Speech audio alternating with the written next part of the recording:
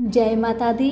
मेरे सभी प्यारे दोस्तों, मैं लक्ष्मी शर्मा बड़ों को चरण स्पर्श, छोटों को प्यार और बराबर वालों को दिल से नमस्कार करती हूँ। आज मैं आप सभी को जितिया व्रत की बहुत ही दुख भरी कथा सुनाने जा रही हूँ। ये कथा है एक भाई की दुख भरी। इस कथा में आप सभी सुनेंगे कि कैसे एक बड़ी बहन ने अपने छोटे भाई के पेट में खंजर मारा और किस प्रकार जीवत भगवान की कृपा से भाई सही सलामत अपने माँ के पास लौट आया। कथा बहुत ही दुख भरी है। कथा को पूरा जरूर सुनिएगा। अगर अच्छी लगे तो दूसरों को भी शेयर कीजिएगा और कमेंट बॉक्स में जीवत भगवान की जय अवश्य लिखें। तो चलिए देरी न करते हुए कथा को शुरू करते हैं। प्रेम से बोलिए जीवत भगवान की जय। कथा बहुत समय पहले की बात है। एक गांव में एक माता पिता और उनकी एक छोटी सी कन्या एक साथ रहा करते थे।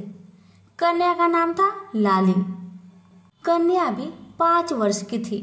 बहुत मुश्किल से उन तीनों का गुजारा चल रहा था क्योंकि पिता की आमदनी बहुत कम थी। उस आमदनी से जितना भी धन आता उससे तीनों जन का पेट भर जाता था और उससे ज्यादा कुछ बचता नहीं था। रोज कमाओ रोज खाओ, ऐसा परिवार था। इसी तरह दिन बीतने लगे। एक दिन की बात है, लाली की माँ कहीं जा रही थी।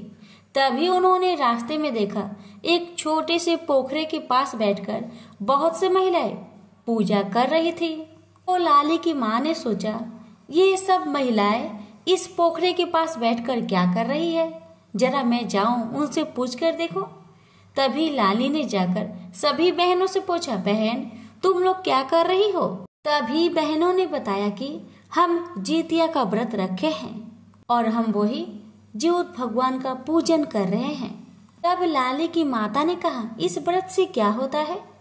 तभी बहनों ने बताया, इस व्रत को करने से जिसका पुत्र नहीं है उसे पुत्र मिले और जिसके पुत्र है उसकी आयु बढ़े। इस व्रत को अपने संतान की रक्षा के लिए किया जाता है। तुम भी जितिया का व्रत करो।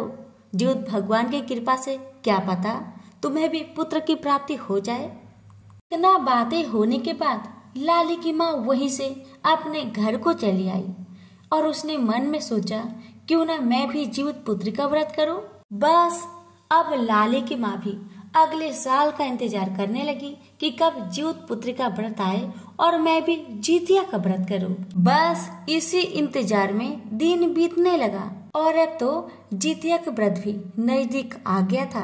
तो लाली की माँ ने सोचा, क्यों ना मैं उन बहनों के पास जाकर जितिया व्रत की सभी जानकारी प्राप्त करके मैं भी इस साल से जितिया का व्रत करूंगी। बस यही विचार करके लाली की माता ने उन बहनों के पास जाकर सभी जानकारी प्राप्त की और इस साल से जितिया का व्रत करना शुरू कर दिया।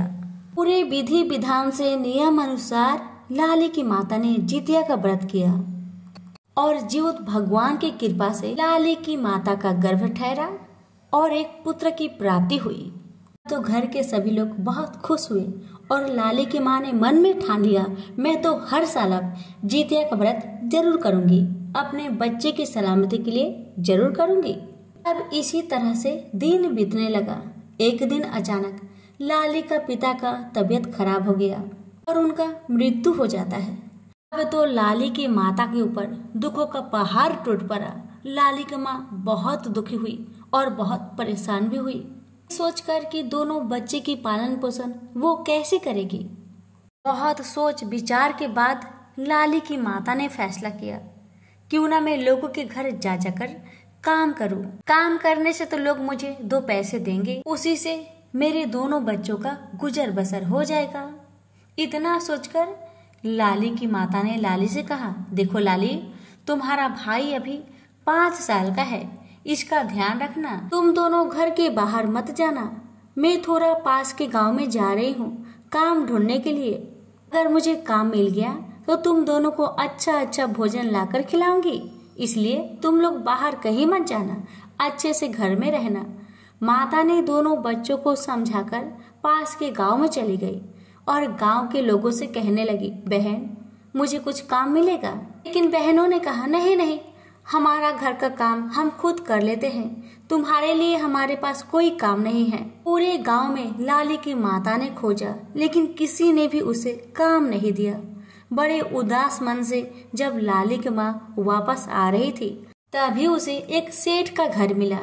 उस घर के बाहर सेठानी बैठी थी। तभी लाली की माँ ने सोचा, एक बार सेठानी जी से बोलकर देखो, क्या पता सेठानी जी मुझे काम पर रख ले। बड़ी उम्मीद लेकर लाली की माता ने सेठानी के पास गई और बोली, मालकिन क्या मुझे कोई काम मिलेगा? मेरे दोनों बच्चे बहुत भूखे हैं, मेरा इस दुनिया में कोई नहीं है सिवा दोनों बच्चे के। आप कृपा करके मुझे कोई काम दे दीजिए ताकि उन दोनों का मैं पालन पोषण कर सकूं और अपना पेट भर सकूं। अब सेठानी कहने लगी, ठीक है, मैं तुम्हें काम तो दूंगी, लेकिन काम के बदले में तुम्हें 1 रुपया नहीं दूंगी। काम के बदले में जो मेरे घर में भोजन बच जाएंगे वही मैं तुमको दे दिया करूंगी, लेकिन पैसा नहीं दूंगी। अगर काम करना है तो करो, नहीं तो यहाँ से चलती बनो। तब लाली की माता कहने लगी, नहीं मालकिन नहीं, मैं करूंगी, आप जो देंगी मैं उतना में खुश हूँ। मैं आपके घर के सारे कामकाज कर दिया करूंगी। इतना बातें होने के बाद लाली की माता अपने घर को आ गई और कल से अपना काम शुरू कर दी। लाली की माँ सेठानी के घर जाती और उनके घर के सारा कामकाज कर दिया करती, साथ में भोजन भी पका दिया करती थी। और जो भोजन बच जाया करता था उस भोजन को सेठानी लाली की माता को दे दिया करती और लाली की माता उसे बड़े प्यार से खुशी मन से लाकर अपने दोनों बच्चों को खिलाती और जो बचता स्वयं खाया करती थी। इसी तरह से लाली की माता अपने दोनों बच्चों का पालन पोषण करने लगी। इसी तरह दिन बीतने लगा, बच्चे बड़े होने लगे। लाली बड़ी हो गई थी और लाली बहुत सुंदर लगती थी देखने में। एक दिन क्या हुआ कि एक मुखिया का बेटा उसी गांव में आया। लाली तभी घर के बाहर बैठी थी। लाली की माता बाहर काम पे गई हुई थी। तभी मुखिया का बेटा का नजर लाली पे पड़ता है और उसे लाली बहुत अच्छी लग जाती है। मुखिया का बेटा, उसका नाम था राजा। राजा लाली के पास जाता है और कहता है, क्या तुम्हारी माँ घर पे है? मुझे तुम्हारी माँ से बात करना था। तो लाली कहती है, नहीं, मेरी माँ पास के गांव में काम करने गई है। काम है तो मुझे बता दीजिए, मैं माँ से कह दूंगी। तो राजा कहने लगा, नहीं नहीं, मैं खुद आ जाऊंगा तुम्हारी माँ से मिलने। तुम्हारी माँ कितने बजे घर पे आएगी? तो लाली ने कहा, शाम तक आ जाएगी। तो मुखिया का बेटा राजा ने कहा, ठीक है, मैं शाम को फिर आता हूँ तुम्हारे घर। अब तो राजा वहां से अपने घर को चला गया। जैसे ही शाम हुआ फिर से वापस लौटकर लाली के घर को आया। लाली के घर के अंदर आकर लाली की माँ से बातें करने लगा और लाली की माँ से अकेले में कहने लगा, माता जी, मुझे आपकी बेटी बहुत पसंद है, मैं इससे विवाह करना चाहता हूँ और मैं मुखिया का बेटा हूँ, मेरा नाम है राजा। मुझे दहेज में कुछ भी नहीं चाहिए, बस मुझे आपकी बेटी बहुत अच्छी लग गई, मैं इससे शादी करना चाहता हूँ और इसे बहुत खुश रखूंगा। राजा की बात सुनकर माँ का तो खुशी का ठिकाना नहीं था। माता ने कहा, बेटा नहीं, मुझे कोई दिक्कत नहीं, मुझे आप जैसा दामाद पाके बहुत गर्व महसूस होगा। बस माता ने हाँ कर दी। तब राजा ने लाली को मंदिर में ले जाकर शादी करके अपने घर को लेकर गया। लाली अपने ससुराल में बहुत ही सुखी रहती थी। लाली के ससुराल में नौकर चाकर सभी थे, बस सास ससुर नहीं थे। राजा अकेले ही रहता था। लाली तो रानी बनकर ऐसो आराम से रहती थी। इसी तरह लाली का जीवन बहुत ही सुख से बीतने लगा। लाली शादी के बाद बहुत बदल गई थी। उसके मन में पाप भर गया था। शादी के 10 साल बाद भी लाली कभी अपने माँ से और भाई से मिलने की इच्छा प्रकट नहीं की। लेकिन राजा ने बहुत बार कहा, जाकर अपने माँ से मिलकर आओ, अपने भाई से मिलकर आओ, लेकिन लाली कभी मिलने नहीं आती, क्योंकि उसे तो अमीरी का घमंड हो गया था। उसे तो पता है उसके माँ और भाई बहुत गरीब है, उन्हें तो भोजन भी ठीक से नसीब नहीं होता। जो पड़ोस में मिलता वही खाकर दिन गुजारा करते थे। बस घमंड के मारे लाली कभी अपने माँ और भाई से मिलने नहीं आई। अब तो जदू भी बड़ा हो गया था। एक दिन जदू ने कहा, माँ, बहुत दिन हो गया है, मुझे मेरी दीदी की बहुत याद आ रही है। मुझे दीदी से मिलना है माँ, मुझे दीदी से मिलना है। तो माँ कहने लगी, बेटा तू दीदी से कैसे मिलेगा? तेरी दीदी तो बहुत दूर है, तू कैसे जाएगा उसके घर? ना मेरे पास पैसा है, तू कैसे जाएगा बता? तो जदू कहने लगा, माँ मैं जंगल के रास्ते से दीदी का घर चला जाऊंगा, लोगों से पूछ पूछ कर चला जाऊंगा माँ, तू खाली मुझे पता बता देना। तो माँ कहने लगी, बेटा तू तो जाएगा तो मैं तुम्हें खाने के लिए क्या दूंगी बेटा बताओ? इधर जितिया का व्रत भी आ रहा है, मैं क्या करूँ बेटा? तो बेटा जदू कहने लगा, माँ तुम एक काम करो, पड़ोस के घर में काम करने जाओगी ना तो सेठानी जी से कह देना कि मुझे भोजन की जगह में थोड़ा सा चावल और आटा दे दो। जो चावल और आटा देगी सेठानी, उसी से तुम ज्योत भगवान को भोजन बनाकर दे देना और मेरे लिए भी थोड़ा सा रोटी बनाकर दे देना मुझे, मैं वही लेकर चला जाऊंगा। अगला दिन क्या हुआ? अगला दिन नहाए खाए का दिन था। लाली की माता अपने घर की काम धाम करके सेठानी के घर गई काम करने। काम करने के बाद सेठानी से कहने लगी, सेठानी जी कल जितिया का व्रत है, मुझे थोड़ा सा आटा दे दीजिए और थोड़ा चावल दे दीजिए ताकि मैं ज्योत भगवान को भोजन दे सकूं, और मेरा बेटा भी अपनी बहन के घर जा रहा है मिलने, तो उसे रास्ते में खाने के लिए कुछ पकाकर मैं दे दूंगी। सेठानी कहने लगी, नहीं, बचा हुआ भोजन लेना है तो लो, वरना मेरे पास कुछ नहीं है। उधर देखो आटा का चोकर है, वो चाहिए तो उसे ले जाओ, वरना मेरे पास तुम्हें देने के लिए आज तो कुछ भी नहीं है। मैंने तुम्हें पहले ही कहा था, मैं तुम्हें बचा हुआ भोजन ही दूंगी, इसके अलावा कुछ नहीं दूंगी। तो लाली की माता ने कहा, नहीं सेठानी जी कोई बात नहीं, मैं चोकर लेकर चली जाऊंगी, उसी से रोटी बनाकर ज्योत भगवान को दे दूंगी और अपने बेटे को भी दे दूंगी। आपका बहुत बहुत धन्यवाद सेठानी जी। कामकाज करने के बाद लाली की माता ने आटा का चोकर लेकर अपने घर को गई और उस चोकर से 2 रोटी बनाई। आधा ज्योत भगवान के लिए रख दिया, आधा अपने बेटे को खिला दिया और एक चोकर का रोटी अपने बेटे को देने के लिए झोले में डालकर रख दी। अब जैसे ही सुबह होता है, 3 बजे भोर में जाकर माता आधा चोकर का रोटी ज्योत भगवान को देके अपने कमरे में चली आती है और फिर सो जाती है। और जैसे ही सुबह होता है, वह एक रोटी जो बचा रहता है उसे अपने बेटे को दे देती है और साथ में 1 बोतल पानी भी, और अपने बेटे से कहती है, बेटा तुम ध्यान से जाना, अच्छे से जाना, और जब जब तुम्हें भूख लगे मैंने झोले में एक चोकर का रोटी रखा है और 1 बोतल पानी, उसको ही खाकर पानी पी लेना। जदू ने कहा, ठीक है माँ, आप चिंता क्यों करती है माँ, आप चिंता क्यों करती है? आप अपना व्रत को अच्छे से कीजिए, मैं अच्छा से चला जाऊंगा। आपने व्रत तो मेरे ही रक्षा के लिए किया है, तो मुझे भला क्या हो सकता है? ज्योत भगवान सब कुछ अच्छे से कर देंगे, मैं अच्छा से दीदी के घर पहुंच जाऊंगा माँ, आप अपना व्रत अच्छा से कीजिए। इतना कहकर जदू अपने माँ का चरण छूकर वहाँ से निकल पड़ता है और घर पे माँ ने जितिया व्रत रखा है। जदू जंगल के रास्ते से जा रहा था, कहीं कोई दिख जाए तो उसे रास्ता पूछ ले रहा था, आगे बढ़ते जा रहा था। जंगल झाड़ से जाने के कारण जदू का कपड़ा जहाँ था फट चुका था। रास्ते में जदू को बहुत जोर से भूख लगा था, तो जदू ने सोचा, मैं तो अपनी दीदी का घर जा रहा हूँ, दीदी तो मुझे अच्छी भोजन बनाकर खिलाएगी, तो मैं इस चोकर का रोटी को इसी जंगल के झाड़ी में रख देता हूँ। जब मैं दीदी के घर से वापस आऊंगा तब इस रोटी को खा लिया करूंगा या फिर अपने साथ लेकर चला आऊंगा। इतना सोचकर जदू ने जंगल की झाड़ी में चोकर की रोटी को रखकर आगे बढ़ गया। आखिरकार जदू अपनी बहन के घर पहुंच ही गया। उस समय जदू की बहन लाली घर के छत पे बैठी हुई थी।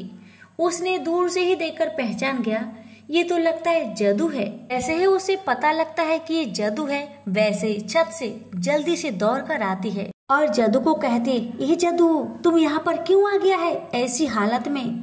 अगर तुम्हारे जीजा जी तुम्हें देख लेंगे तो तुम्हारे हाथ पाँव को काटकर जंगल में फेंक देंगे। उन्हें भिखारी बिल्कुल भी पसंद नहीं है। देख नहीं रहे कितने राजा महाराजा जैसा घर है हमारा? तुम जाओ यहाँ से, जल्दी भागो यहाँ से। जदू कहने लगा, दीदी मैं बहुत थक गया हूँ, थोड़ा तो आराम करने दो, मुझे बहुत जोर से भूख भी लगा है दीदी, थोड़ा सा भोजन भी तो दे दो। ठीक है जाओ, घर के पीछे जो जंगल है ना वहीं पे छुप के बैठ जाओ, ताकि तुम्हारा जीजा तुम्हें देखे नहीं। जदू बेचारा डर के मारे घर के पीछे जंगल में जाके छुप जाता है, वहीं पे बैठा रहता है। दीदी का मन में यानी कि लाली का मन में तो पाप था, क्योंकि लाली का पति राजा बहुत अच्छे इंसान थे। और लाली के पति अगर जान जाते कि जदू इतना दुख में है, इतना कष्ट में है, तो अपना धन में से ढेर सारा धन उन्हें दे देते। यही तो लाली नहीं चाहती थी।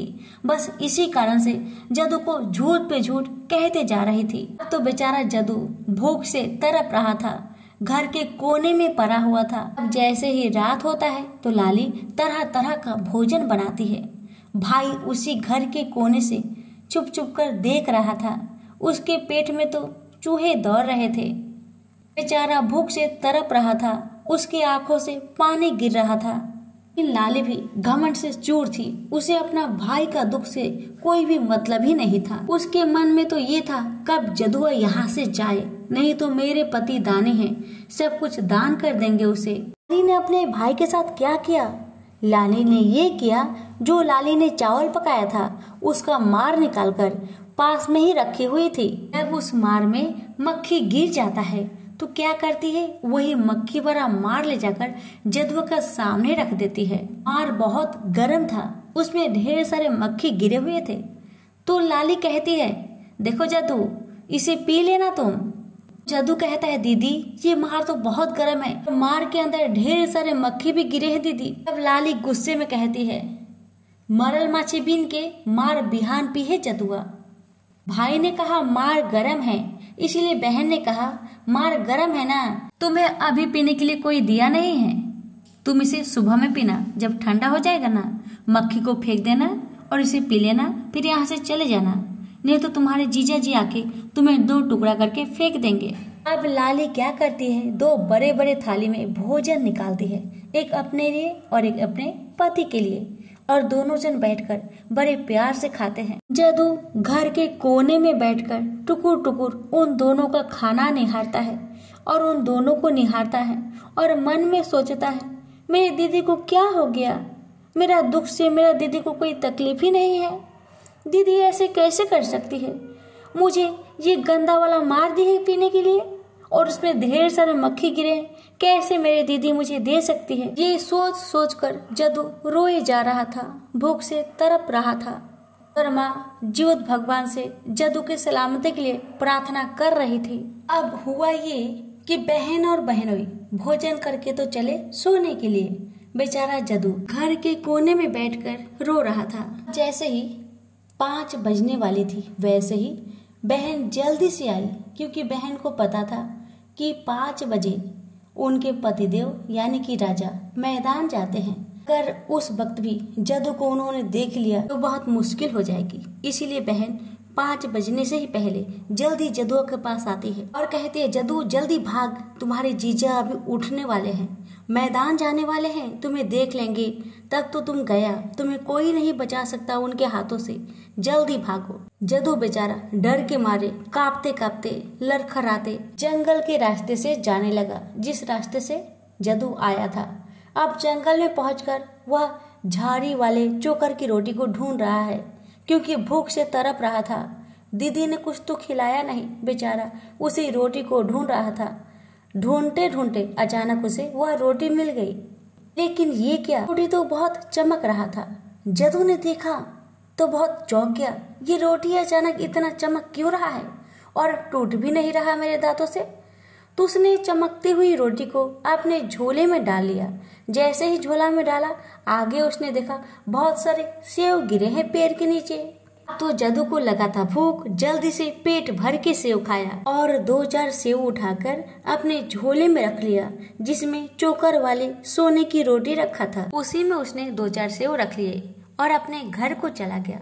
जब वह घर पहुंचा तो उसकी माँ नहा धोकर अभी पूजा कर रही थी। अभी उसकी माँ ने पारण भी नहीं किया था। बेटे को देखकर माँ ने पूछा, बेटा चला आया अपनी दीदी घर से? जदू कहने लगा, हाँ माँ, दीदी घर से चला आया।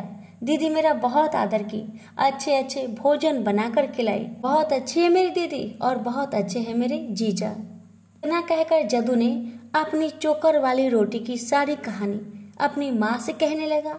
तो माँ ने कहा, दिखाओ बेटा, तुम्हारी चोकर वाली रोटी क्यों नहीं टूटा तुम्हारे दांतों से, दिखाओ मुझे। जैसे ही माँ ने देखा, माँ की आंखें फटी की फटी रह गई।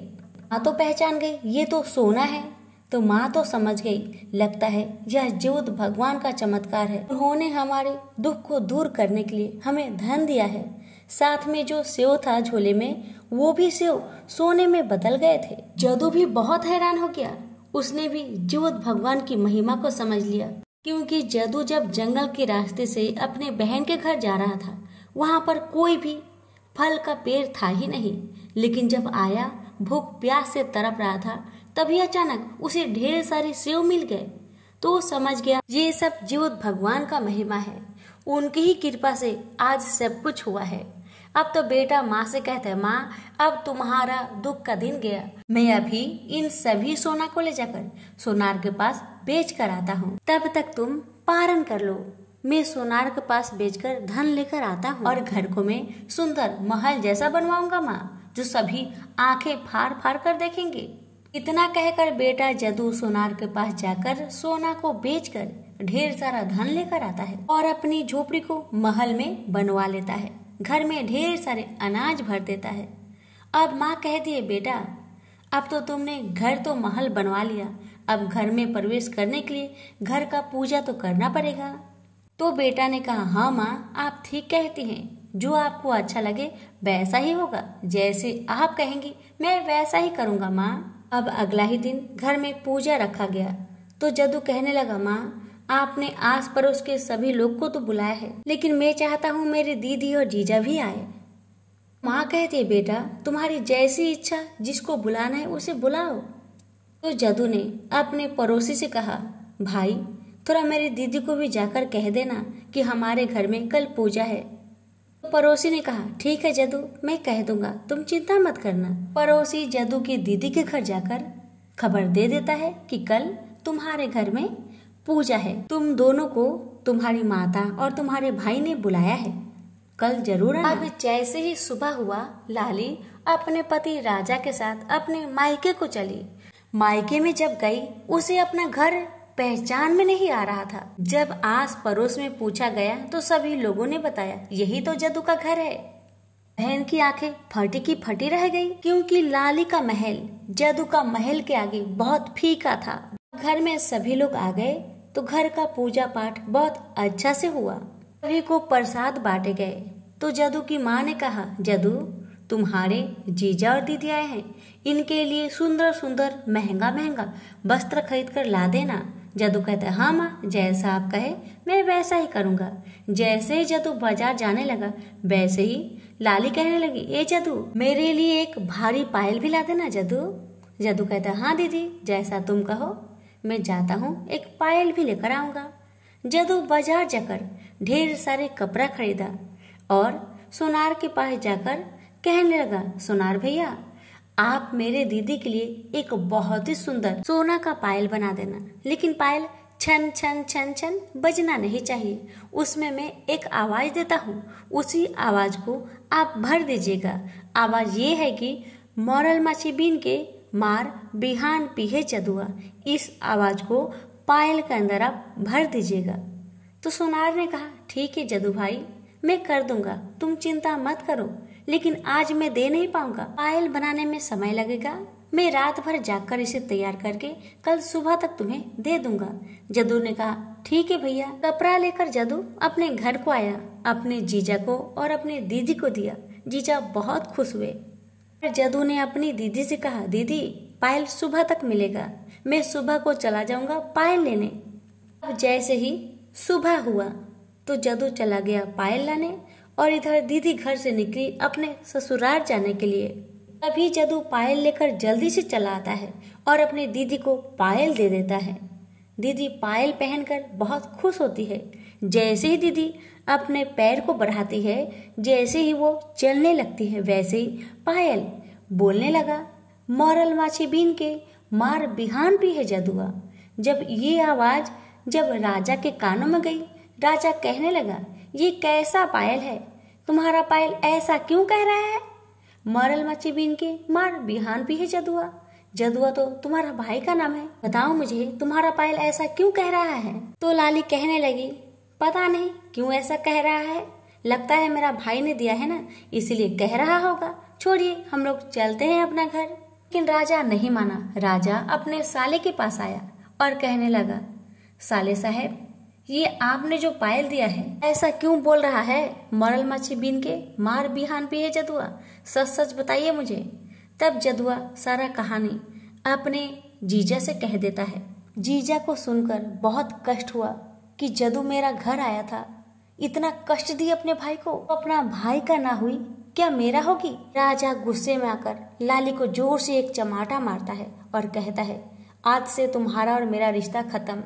लेकिन जदुआ अपने जीजा के आगे हाथ जोड़कर माफी मांगता है कि जीजा जी, मेरी दीदी का जितना दिमाग है दीदी ने उतना किया, आप कृपा करके मेरी दीदी से नाराज ना होइए। दीदी अब से कभी ऐसा गलती नहीं करेगी, कृपा करके आप उसे माफ कर दीजिए। राजा बहुत अच्छा इंसान था, उसने जदू का बात मान लिया।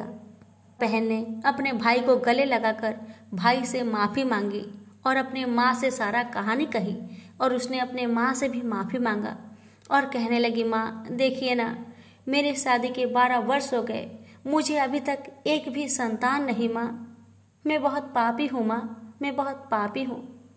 तब माँ ने लाली से कहा, तुम चिंता मत करो, तुम्हारे घर में भी जल्दी से नन्हा मुन्ना आने वाला है, चिंता मत करो। तुम जीवत भगवान का व्रत करो, जीवतिया का व्रत करने से तुम्हें पुत्र की प्राप्ति जरूर होगी। जब अगला साल आया तब माता ने और बहन ने दोनों ने नियम पूर्वक जीतिया का व्रत किया और जीवत भगवान की कृपा से लाली गर्भवती हो गई और लाली ने ठीक 9 महीने बाद एक सुंदर पुत्र को जन्म दिया। तब से ही लाली भी हर साल जीवत भगवान का व्रत करने लगी अपने बच्चे की सलामती के लिए। तो प्रेम से बोलिए, जीवत भगवान की जय।